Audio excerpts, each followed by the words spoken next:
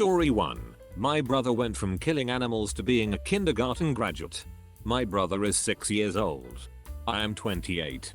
To make things as simple as possible, my parents suck. Like, they really suck. Last January, I had just started my last semester of nursing school. One day I was walking out to my truck to go to class, and the SS is in the driveway. They tell me that my brother is going into foster care tomorrow and I'm the only option left, so they wanted to ask me before they proceeded. I didn't even know my brother had been taken or anything that had been going on. Again, my parents suck and I had blocked them and shut off all contact for a while. Apparently, 2 months prior, my brother's mom had another baby that was born in withdrawal from meth, benzos, and Suboxone. My dad also failed for meth and benzos. Unfortunately, the baby died. My brother was also removed that day.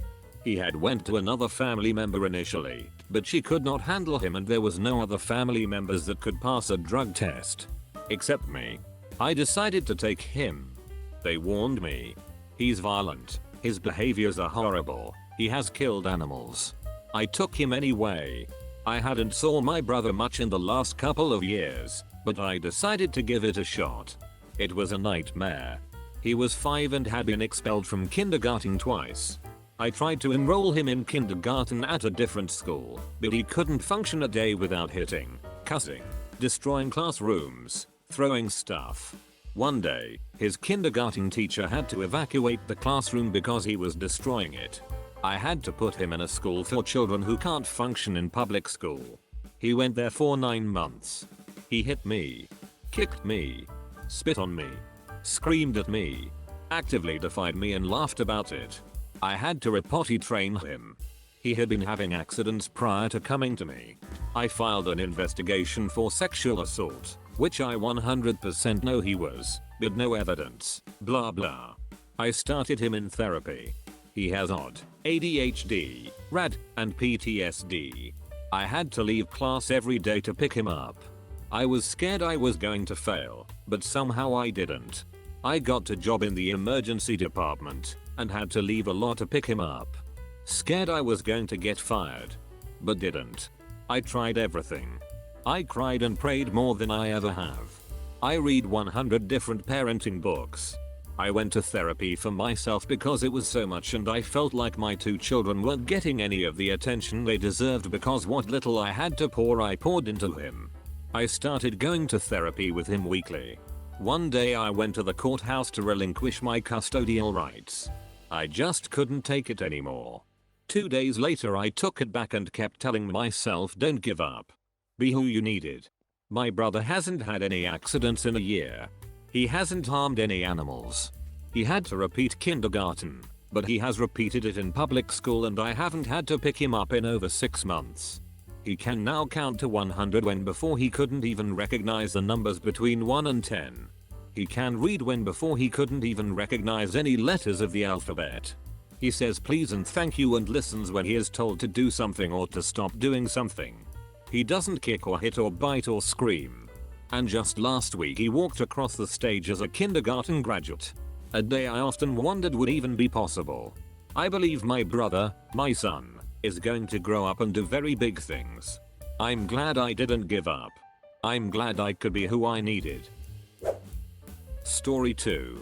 Found out my husband has been talking to and planning meetups with his ex behind my back. So I'm going to ruin his Father's Day. My husband and I have been together for 3 years, married for 2. I found out recently that he's been talking to and planning meetups with his ex behind my back. He tells me very little about his talks with her, if he tells me at all. I found out by accident, and now, I check almost daily to see the extent of his conversations with her. He doesn't know that I know they're talking. I have screenshots and pictures of the conversations, which I plan to use when I leave. Father's Day is coming up, and I plan to make it the best he's ever had, then leave the next day while he's at work. All of our family pictures will be replaced with photos of their conversations. A copy of the divorce papers will be on the coffee table, and I will be long gone. I have busted my ass off to help build a life that this man wants, and he goes behind my back, then lies to me about it. I'm done, and I've had enough. Am I the asshole? Probably. But at this point, I don't give an F. Story 3. My neighbor who thought I was gay my whole life so far found out I'm in fact straight the hard way. I, 25M, have grown up beside these neighbors, 50SF, 50SM, my whole life, and close to their daughter, 24F. We spent almost all of our time together. Her mom has always thought I was feminine, not quite right, and just funny. Bet she thought I was frickin' hilarious last night walking in on me balls deep in her daughter. I came home to my parents' house from working out of state, and neighbor's daughter seen me pull in. We talked, reconnected, and decided to chill since her parents were out of town, and she was house sitting. Rode around listening to music, smocking her up, dinner, and lil Netflix and chill. One thing lead to another, and eventually had her legs hanging on my shoulders, making it sound like mac and cheese. We didn't hear the door, but we heard the oh my god. I'm diving for my clothes, her mom's freaking out, and she's covering herself with a blanket. I go running out of the front door with baseball shorts on as her dad's carrying stuff to the door. I hopped into my car and drove off like a bat out of hell. Now I'm sitting here beside the lake in my car. Mum texted me saying neighbors are furious and we all need to talk this out. My dad called trying to be stern, but knowing that we were both adults and grew up together, he just said he's surprised it didn't happen sooner. Story 4. Got my groceries held hostage because I didn't tip beforehand. I'm done. I use a delivery service that brings my groceries directly to my door. It's been a great help and saves tons of time. It's a dice roll whenever you order though. There are definitely some questionable people doing deliveries. I've had a couple bad experiences, so for that reason I choose not to tip until after the service is complete. I tip anywhere from 10-15%. I think that's reasonable and fair. I usually tip more if I order heavy items like soda or bottled water. Really, I don't think tipping should exist at all. I can't tell you how annoyed I get when I have an iPad shoved in my face by cashiers, people handing you your to-go order, and even the fucking guy that fixed our air conditioning. It's presumptuous and rude. You're getting put in this awkward position where you're expected to subsidize the wages of people who've done the bare minimum in order to fulfill the service I've already paid for. Tips used to be reserved for people that went out of their way to do a great job. Anyway, I opened the door today to a lady with no groceries in hand who, instead of greeting me, abruptly asks if I'm planning on leaving a tip. I told her that I tip based on the service I receive, which means I have to tip after she finishes the delivery. This woman loudly sucks her teeth and tells me I'm not getting my order until I give a tip. She's very adamant that I tip her in cash. I asked her to deliver my groceries first and she flat out refuses. I just stared at her in shock. We stand in silence awkwardly until I told her that I've already paid for my order and it's her job to make sure I get it regardless of what I tip. Before I can even finish my sentence, this lady walks away, shuts her trunk, and drives off.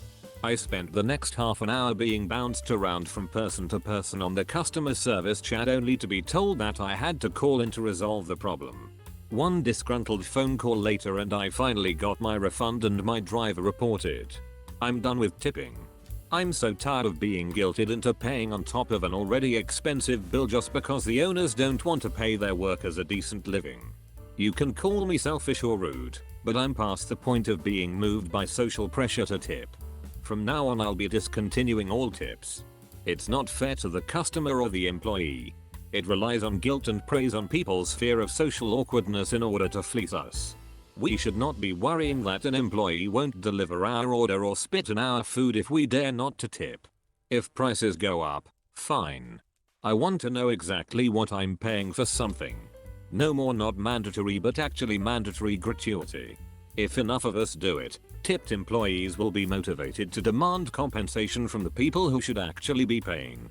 It's not the customer's responsibility to pay your staff. Story 5. Over the past several years I've constructed a remote cabin in the Alaskan wilderness on 50 acres of land. I'm flying there tomorrow with no intention of returning to society. I bought the land years ago and built a good cabin out there and I've been filling it with resources and supplies I'd need to have a nice life out there. I've honestly never liked postmodern industrial society, and this project of the last 80 years is more or less my retirement plan, but I fell onto some extra money, so I decided to step up the plan. I have everything set up. I sold my home here and everything I'm not taking with me. The nearest town to my cabin is about 80 miles and I'll go there probably once every few months if I need supplies. Honestly, I'm so excited I can barely sleep. I really don't fit in with society and never have. I'd rather be free and isolated even if it's less safe. Double quote. The land is beautiful. Breathtaking even. People I've told about my plan think I'm crazy and say things like, what if something happens and you die? You mean die in the beautiful untamed wilderness of Alaska? There's no place I'd rather die, honestly. I'm on journaling my time there and going mostly without internet, etc. The times I've been out there on vacations have been the best times of my life. I'm not leaving my home behind. I'm finally going home. Story 6. I helped put a man in prison when I was 11. Years later, a woman burned him alive in his home. When I was 11, I lived in a small apartment with my mom, stepdad, and sister. The apartment building was more of a house that had been split into 3 units rather than a traditional apartment complex. My family and I lived in the top apartment, while 2 families lived in the 2 remaining apartments below. Both families had children, but I made quick friends with the 9 and 10-year-old from the bottom apartment as we were closest in age. I remember going to their apartment to play during the summer while my mom, who worked nights, slept. We either played outside or we hung out in what could only be describing as a hoarder house, watching Olsen twin movies. One thing that stands out in my memory are the stacks and stacks of kids movies, specifically every Olsen twin movie or show to ever exist. 33 years old now for time reference. I recall the older of the 2 girls, who I regrettably cannot recall either of their names, asked if I could spend the night once and her mother refused, adamantly refused. I recall one day her dad came home and asked me sit on his lap while he stroked my hair. Shortly after, the mom angrily told me to go home. One night while me and the girls played outside, just as the sun was setting, the oldest asked me to sit outside her and her sister's bedroom window and just listen after they went inside. She didn't explain to me what I was listening for, she simply asked me to be a witness to whatever happened. So, I did. I listened as she begged her father to stop, I listened to her cries. I listened to every second of her pleading until my stepdad called me home for dinner. That night, I sat at a table, 11 years old, sick in my soul. I sat there frozen, not knowing what I was supposed to do. Unable to process what I'd just heard. My stepdad, after what seemed like an eternity, asked me what was wrong. I don't remember things clearly from that point. I know I told him what I'd heard. I know we spent the entire night at the police department. I know that man was arrested within the next few days. I watched as he was taken and as his family wept watching him go. I was never allowed to speak to those girls again. Soon after they moved. I can't remember their names, but I remember the name of the man that went to prison for 12 years for the molestation of his 2 young daughters. I remember at 12 being subpoenaed to court, though he pleaded guilty and I never had to testify. Years ago, I looked him up on Google, being curious about how much time he served and whether his children's names would be listed. I often think of those girls and hope they have found healing and happiness. What I found was not that information. He was burned alive in his own home by a woman. I can only imagine what horrific things he did that she had to take matters in her own hands. I cannot imagine the people he hurt after he was released. The world is better off without him in it, but that woman and most likely the children she was trying to protect will continue to suffer because of that man. 6 years per kid. It's not enough. It will never be enough. I hate that that man's name is the only one I can remember and will remember for the rest of my life. Story 7. I sent an anonymous letter to my dad to mess with his head. My dad is a pedophile. He abused all of his children from, at least, his first 2 marriages. However, within the community, he is seen as a great guy, well loved and respected by others. He has gone to great lengths to keep up these appearances. He is a retired cop and devout evangelical Christian. His 3rd wife, his 3rd set of children, All adults living independently now are all seemingly unaware of the abuse he imposed upon his children from his first 2 marriages. He has 7 children total that I know of from all of the marriages. I am a child of his 2nd marriage. He has, to my knowledge, kept the child of his 1st marriage a secret from his 3rd wife and all of my younger siblings. I only know because this mystery sibling found out about my dad's 2nd and 3rd marriage and his resulting children. The sibling found me on social media and reached out to me about 10 years ago. I have not told anyone. My dad is full of secrets. I have been NC with him and most of my bio family for many years. My dad would tell me when I was young that if anything got out about his behaviors or past, he would kill himself, placing the burden on my shoulders. If I told anyone, he'd die and it would be my fault. I have kept his secrets for the past nearly 40 years. But over the past couple of years I've been in therapy. It's helped me work through a lot of shame and guilt. But now, the predominant feelings I have are rage and a need for justice. But justice is impossible, as the statute of limitations has long expired. Thus, I got an idea. I decided I was going to make it my mission to fuck with him. I want him afraid. I want to cause him to feel fear, anxiety and paranoia. I want to fuck with his head. I do not care if it results in his demise. I'm sitting here with a bowl of popcorn just watching and waiting to get to the good part. So, I sent him a card. Mailed from a faraway post office, obviously without a return address. On the front of the white card, in plain black font, it just said thinking of you and had a simple line drawing of a flower, one that is, in fact, poisonous. Inside the card, in heavily altered handwriting, I wrote I remember, do you? But I also included a page torn from a Bible. The page was from Luke. I used a highlighter and highlighted the following verse. For nothing is secret, that shall not be made manifest, neither anything hid, that shall not be known and come abroad. Luke 8:17. I felt like the card and its contents were poetic, and I am tickled by how perfect it was. I sent it so that it would arrive on his birthday. I plan to continue to send things to him, very randomly, to fuck with his head. I'm writing down ideas in a journal, brainstorming for other perfectly poetic ways to fuck with him. To make him fear that his secrets are about to be discovered. I lived in fear of him all of my life. I'd like to return the favor in some small, legal manner. Edit. Wow. I woke up to see that this post has sort of blown up. I'm genuinely touched by all of Wyle's support and enthusiasm. Also, the idea of him receiving cryptic, anonymous mail from strangers around the world is sort of brilliant. I don't want to send items in too close in succession. But when I'm ready for the next to be sent, I will likely be DMing a few of you. Thank you for your support, everyone. And to my fellow survivors, I hope that each of us finds the healing that we deserve, and the justice, in some form, that we so crave. I am here for all of you. Story 8. I wish I never became a father. It ruined my life. My wife and I used to be so happy. 8 years ago we were newlyweds, deeply in love and loved traveling and were enjoying life. Then she got pregnant. We were overjoyed. My son was born. Then 2 years later we had twin boys. It only got worse as time went on. My son has a lot of anger and behavioral issues. This has pretty much only gotten worse as he's gotten older. I've had to work 2 jobs for 3 years now to be able to afford therapy for him. We've had to have him move preschools and schools multiple times. Really all he's done since he's been born is make my wife and I miserable. Just the other day I came home after working a total of 15 hours at 2 jobs and I said, hey son. And do you know what he said to me?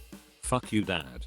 After I came home for a long day working hard to put food on the table and pay for all of his behavior therapy on the off chance that he'll become a functioning adult someday.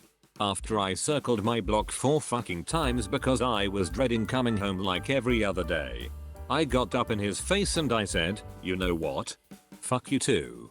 Then walked off and took a shower and went to bed. The fucked up part is I don't even feel bad. He treats my wife, his brothers and myself like shit 99% of the time while we all coddle his meltdowns and try to be loving and supportive of him like the shrinks say. As for the twins, they aren't as hateful or troublesome but are both on the autism spectrum, so that's definitely made things harder too. As much as I love them, they have some really annoying quirks and other habits, probably from being on the spectrum, I don't know. But it's typical for them to run around playing and screaming while my oldest son has a meltdown. We've never been able to go anywhere and have a good time as a family. One of the kids, usually my oldest, always fucks it up. We're actually banned from our local Olive Garden because I had the bright idea to take us all out to a family dinner last year. Never again. I don't know how my wife does this shit all day while I'm at work. She's a better person than I am, but I think it's starting to hit her. I caught her up one night when I got home late, just sitting in bed crying. Our children, as much as we might love them, are ruining our lives and straining our marriage. We haven't had sex in almost 4 months. This summer has been particularly bad too. Reading this, you're probably thinking I'm a shitty dad, and honestly you're probably right. Not once have I ever done anything for any of these 3 that's actually helped them. All I know how to do is work myself to death and make money. My own dad left when I was a baby and my siblings were toddlers and preschoolers. I always hated him for that, but after the last few years especially, I get it. Everything I've ever heard about the man has been bad. He was a shit dad like me, except he decided to walk out. I'm not gonna walk out like he did. I could never do that to my wife, but to be honest, I don't hate my own father as much as I used to after the last handful of years. Story 9. My girlfriend thought I had my dick pics and internet pornsters in my eyes only. I showed it to her and she found out that it is just hundreds of pictures of traffic. I am obsessed with checking traffic all over my state. I 19M am obsessed with traffic. My girlfriend, 19F, found out about this. We were going through pictures on my phone. We got to my eyes only and I was weird around it since it's full of my traffic screenshots, including traffic cameras via OHGO, traffic on Google Maps, and even screenshots of the highway signs saying how bad the traffic is. She asked me if I downloaded pics from the internet or had my dick pics saved there, and I told her no. She reassured me that it's okay and that every guy screenshots pornsters, and she knows that I really love her and she is just curious about what pornsters I find hot, lol. Well, I open it for her. Her face was very confused. A few hundred screenshots of traffic. I hide it in there so no one can find it when I'm showing people my camera roll. I confessed my obsession with traffic with her and she was really sweet and loving about it. She also apologized for thinking I had porn in there since I've been adamant to her that I don't like to watch it. We had a good laugh. I told her to promise to keep it a secret from my other friends until I told them, and she did promise. Here is the thing. I also have a folder on my computer full of traffic screenshots that she does not know about. I live in Cincy, but take screenshots of the main 5 cities in Ohio when there is an eventful traffic day. It adds up to about 10-20 per week. I know what highways gets backed up at what times. I wake up at 8 AM every day to check the morning rush on my iPad. I watch and refresh cams and Google Maps looking for any traffic shenanigans. After that, I go back to bed for a few hours before I have to feed my cat and put in a few hours of work. It's piecewise work from home that takes 10 or so hours per week since I'm a college student. I do my work very well and don't let the traffic checking get in the way of it. I take a break from 5:30 to check the evening rush hour as long as there are no strict deadlines. Deadlines are usually 1159 PM of a certain day. I will sometimes also check out local traffic Twitter accounts to get the latest traffic news from the professionals. This does get a bit tricky when I don't have to do any work on weekdays. I will spend that time with friends usually, and well, I am kinda sneaky with my phone to check the traffic every half hour or so at rush hour, taking screenshots as needed. I pretend like I'm on Reddit or Instagram. Sometimes I even have pre-planned funny posts to pull up in case of emergency. I do plan to tell my other friends. I don't really think this is much of a problem, just something different that not that many people do. I think of it like checking the weather. Story 10. Update. I, 22M, used to think sex was super underwhelming and people were exaggerating about how great it was. I just had sex with my best friend, 24M. Turns out, sex is awesome. I'm just gay. It's been 2 years since I posted the original story, so the update is probably entirely unnecessary and the original reader's long gone. I am now 24 years old and a proud gay man. In case you don't know my story, I've thought I was straight for the majority of my life until one fateful dream about Mads Mikkelsen, I know, don't judge me, lead to me questioning my sexuality.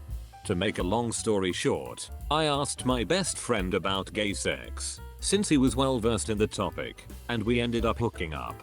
He took my gay virginity, so naturally my dumbass caught feelings for him. I left my last post on a cliffhanger. Now, I am finally back to clear the air about what happened that night and the morning after. TMI ahead. Austin, my best friend, and I engaged in the best sex of my life the night we hooked up. The morning after, I realized what happened and it truly sunk in. I was a mess of shame and confusion and a bunch of weird gay feelings I wasn't sure I had ever experienced before. I locked myself in his bathroom and wrote my post and it blew up. I went downstairs to meet Austin and we had a small, casual conversation.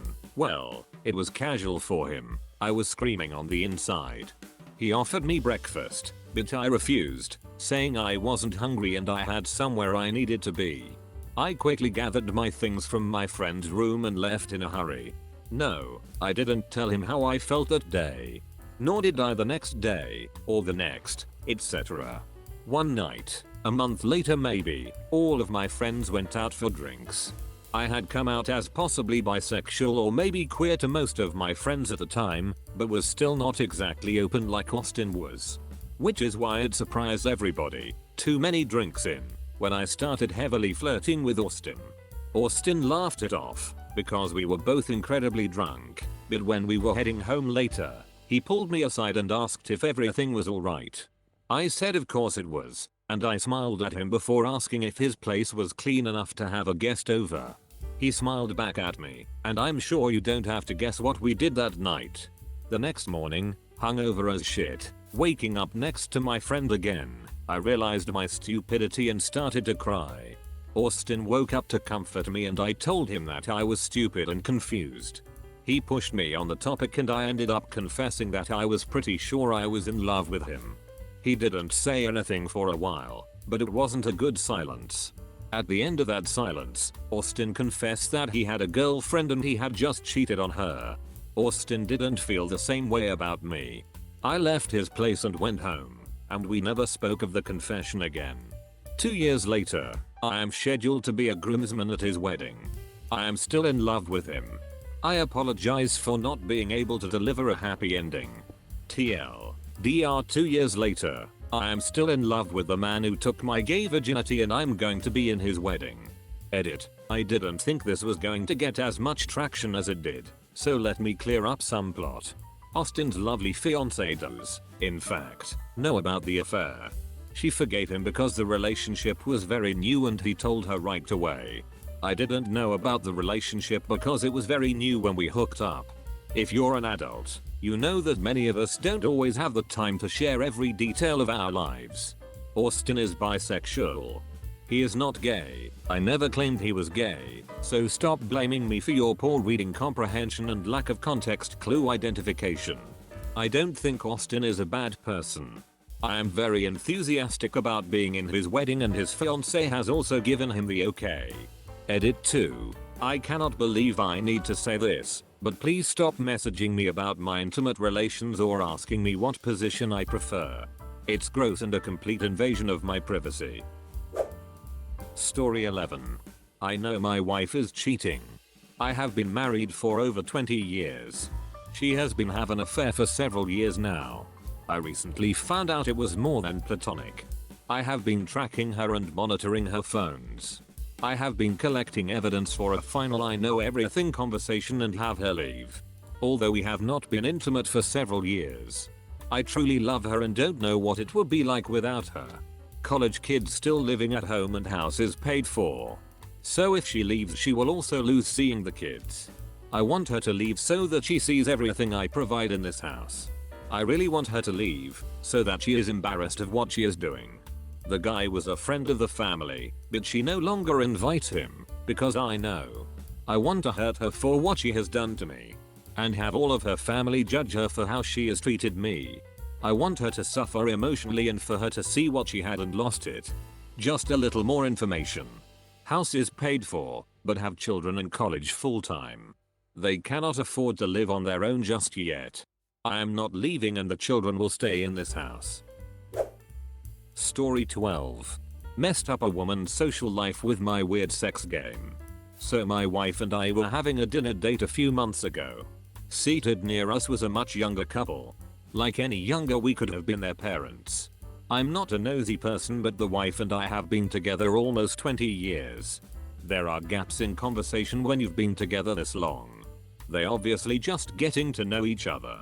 Must have been a Tinder date or something. On the ride home my wife and I got to talking about not remembering what it was like to date each other. We decided next chance we got we would go on a Tinder date we would tell all the stories we already know. What we do for work. Favorite movies. We did it last weekend. It was fun and I think we both picked up some things we had overlooked over the years. Then our kid got brought up by my wife and I rolled with it. Asked about the father and such. The game changed. She said with all the stress at home and work she doesn't feel the spark. Things are too vanilla. She needs to try something new and adventurous. I start pouring myself into this fantasy. Listing things I wish I could do with my wife but she is always so tired and doesn't seem up for it. At this point we are holding hands leaning across the table, going over every special occasion act we are going to go through with each other. Well, this is where my karma hits from listening to the kids on their Tinder date hits. A wild Karen appears. She starts jumping our asses for being cheaters. My wife told her it was none of her business and if some stranger would bang her like she is about to get banged she might not be such a bitch. Called my wife a dirty whore. I told the woman I'm really hoping she's the dirtiest whore for me tonight. Well, she caused enough of a scene. The manager came out, made her and her friend leave. Wife and I kept playing our game, finished our meal and went home. We had the house to ourselves. I thought this was the end of it but no. Karens took a creep shot of us before she came to confront us. She then posted it to some cheaters busting Facebook group with our city's name and the restaurant, day, and time. We have a mutual friend because a guy I work with saw it. They are all laughing at me for cheating on my wife with my wife. We got a pretty good laugh about it. I messaged the group mods. After one look at my profile it's pretty obvious I'm married to the woman in the photo. They took her post down and put up something about false accusations can hurt as much as cheating. She went full Karen in that thread till they banned her from somewhere she spent a lot of time posting. She isn't one of my friends but I heard people were giving her a hard time on her personal profile about being nosy and not knowing all the facts. Same friend said he saw her at a community event and got his wife to troll her. His wife went up to this Karen, arms locked with her teenage son and begged her not to tell her husband she is with a man young enough to be her son. I guess this woman is a bitter divorce and is always judging people she thinks are whores. Now she's catching a lot of shit for making things up. I kind of feel bad for her. My wife and I never told anyone about the game we were playing. Everyone just thinks this lady had some kind of nervous break seeing two married happy people. TLDR. Gossiping 40-something lady is shunned over my spout and I role playing. Thanks for watching. Be sure to like and subscribe. I regularly make new videos.